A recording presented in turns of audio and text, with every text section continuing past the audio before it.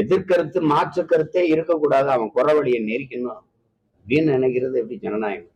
சர்வாதிகாரம்னு கூட சொல்ல முடியாது, இதை கொடுங்கோன்மைன்னு தான் சொல்லணும்.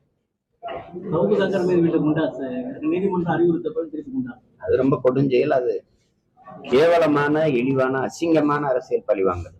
சவுக்கு சங்கர் ஒரு கருத்தை சொன்னாரு, அந்த கருத்து ஏற்புடையதல்ல, அது தவறானது அப்படின்னு என்னைய 2 முறை வச்சுக்கேன், என்னை தேசிய பாதுகாப்பு வச்சு ஓராண்டு காலத்துக்கிட்ட நான் அதுக்குள்ள இருந்தேன். 6 மாசம் நீதிபதிகள் என்ன சொல்லிவிட்டாங்க, இந்த வழக்கு அவர் மேல போடப்பட்டது தேவையற்றது, அவசியமற்றது, அது சட்டவிரோதம், அதாவது அவசியம் இல்லாம போடப்பட்டது.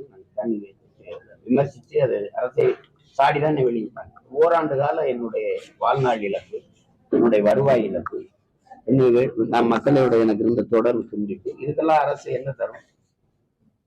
இந்த மாதிரி கொடுமை எப்படி நடக்குது? அடையடிச்சு இந்த இடத்துல இருந்து நம்ம சோர்ந்து வெளியேறணும்னு நினைப்பாங்க. அவரு வெளியேறது தம்பி சவுக்கு சங்கரோடது. என்னைய அப்படி நினைச்சாங்க, எனக்கு வெளியேற என்ன வரல, வெளியேறி இதே இடத்துல நிக்கிறேன். அது 2 இருக்குல்ல. அதெல்லாம் உங்களுக்கே தெரியும், நீங்க முன்னாடி வந்திருக்க எல்லா ஊடகவியலாளருக்கும் தெரியும், இது மனச்சான்று இருக்க எந்த மனிதனுக்கும் தெரியும். இது அரசு வேணும்னே செய்யுது. உங்களுக்கு எதிராக பேசுகிற எல்லாரையும் நீங்க முடக்குறீங்க, குண்டாசு போடுறீங்க.